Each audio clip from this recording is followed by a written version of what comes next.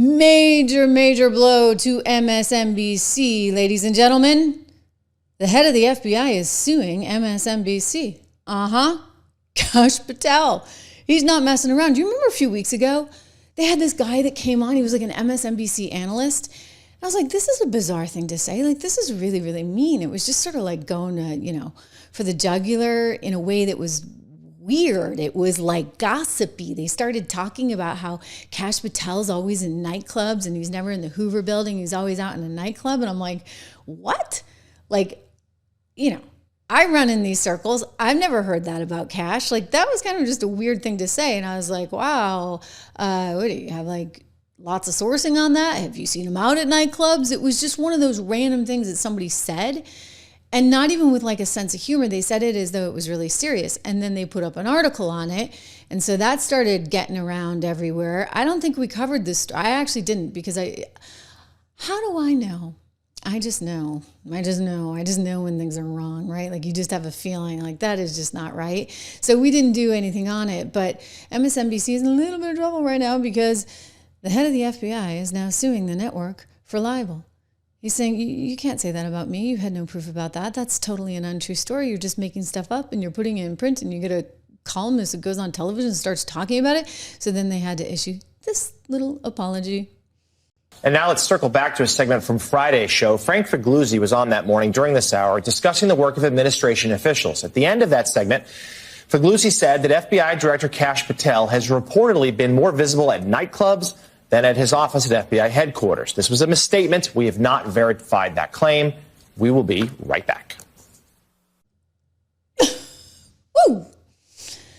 You didn't verify the claim. He said it. Apparently he didn't verify it.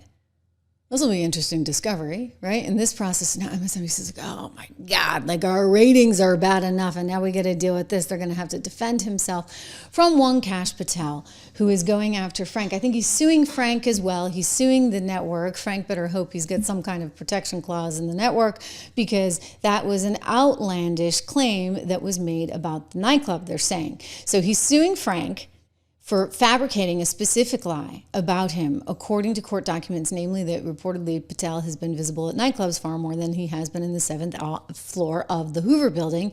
And what they're saying is, look, he knew it was a lie when he said it. And yet, since becoming director of the FBI, Director Patel, he went on to say, has not spent a single night. Okay, so they're saying he has not spent a single night in a nightclub. So he has not been in a nightclub, ladies and gentlemen. And yet this reporter decided to go forward with that story anyway. And so now MSNBC is looking at yet another lawsuit. By the way, they're facing an investigation by the FCC because of their DEI stuff. Now they're getting sued by the head of the FBI for libel, defamation. Are they still being sued? Are they still in something with Donald Trump? I mean, I know CBS is. I know that ABC decided to settle. This is like a nightmare for MSNBC. Really, really is. And it comes at a time when, they really can't afford it because they're trying to figure out their way forward in this very challenging and different kind of media landscape, a media landscape in which they are clearly suffering. Clearly suffering. I mean, you look at the ratings there, and it's just abysmal. Here's poor Jen Psaki. I mean, her numbers are like cut in half from what Rachel was doing, and Rachel was not doing that well, right? So that tells you quite a bit. She's been on this new show. She takes over for Tuesday through Friday. So Rachel comes in for a guest appearance to which she's apparently being paid $25 million a year, a pay cut of $5 million. She's like, good work if you can get it, right? Wow. So she's not getting any kind of ratings to justify that. So I would not be surprised if they're looking long and hard at the Rachel Maddow deal and saying, really, can we keep this up, especially once they go public? Don't forget, they're spinning off in the Spinco thing to become Versant, some fancy French name. They think that'll give them some air of dignity, I guess, when they go public.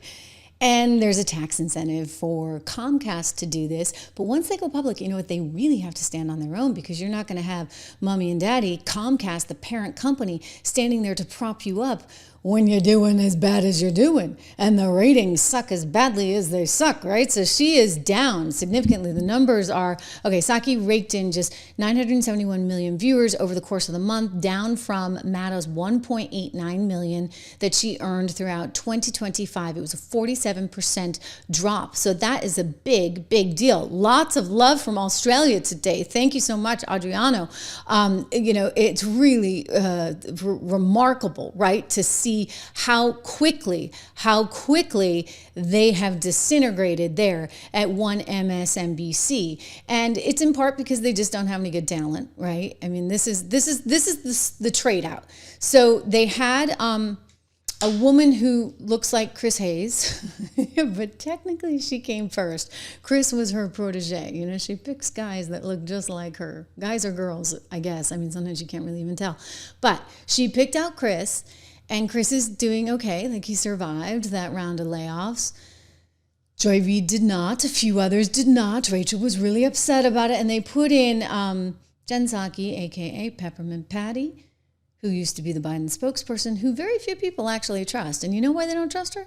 Because she sat up there with a straight face and told us all day long that, this is great as Joe Biden ever too. I mean, that was a signature line, was it not, from Joe Scarborough over on the morning show there? But Jen Psaki also was quite good at trying to defend and stand up for Joe Biden at any turn. And so I think that she's lost a lot of stature, a lot of respect. She's probably kind of frightened because there's an investigation going into the auto pen scandal. So we'll see what comes out of that. But she's an excellent liar, which is what you have to be, okay, ladies and gentlemen? I'd be the worst press person ever. People have said that to me before. Would you do it? I have had offers to do it, and I'm like, no.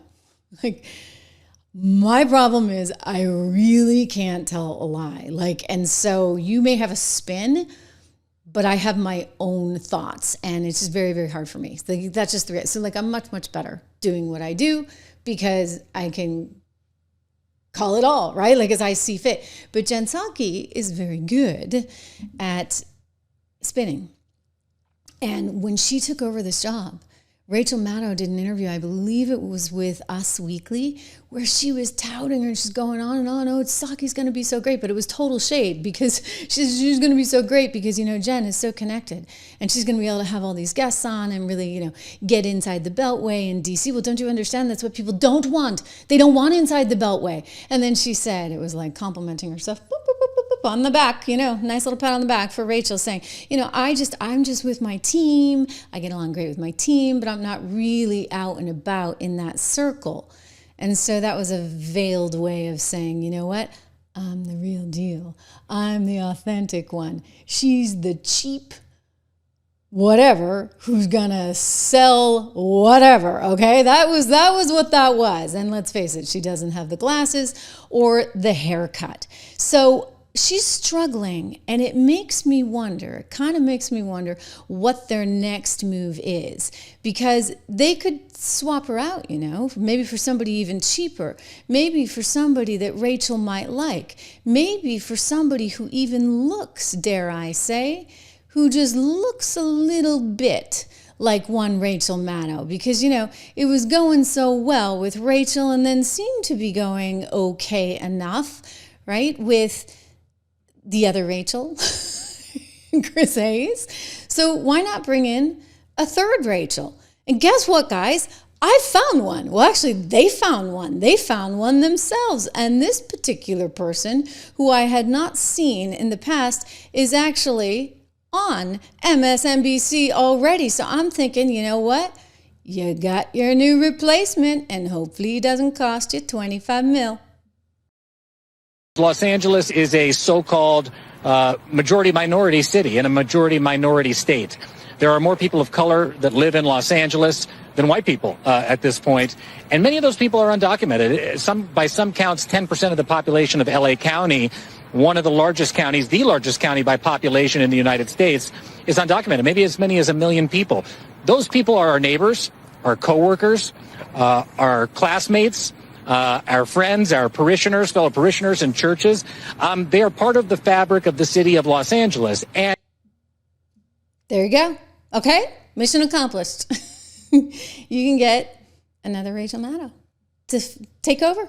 The Tuesday through Friday, you're all set. You know, she was on Monday, and it was pretty wild. She was going on. She's excellent at these conspiracy theories. I got to tell you, like, I've never seen anybody quite as good as her at floating these conspiracy theories. I remember it so well during the Russia thing, and I'm like, you got to be kidding me. Like, how does nobody call this out? Well, she's on Monday, and she's like trying to say that these immigration riots and protests are all about taking Trump down, and that he's scared, and that this is the end of it.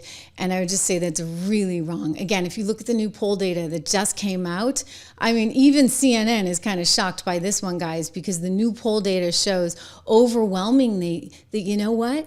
People do not want people that are here in this country illegally, especially if they have been convicted of a crime. This should not be like crazy to understand, right? So a new poll came out, and there's basically this 40-point swing showing that legal immigrants, people who have just come to this country, have actually swung by 40 points to the right, and they are very much in favor of Trump's immigration policy. So that doesn't fly for Rachel to be there saying all that Rachel is saying. And I would just get back to, they're going to have to fix this situation at some point, because you can't go off and spin off MSNBC and have such dismal ratings. You can't just be such a headache where you're getting sued at every turn and investigated at every turn. It's not going to fly.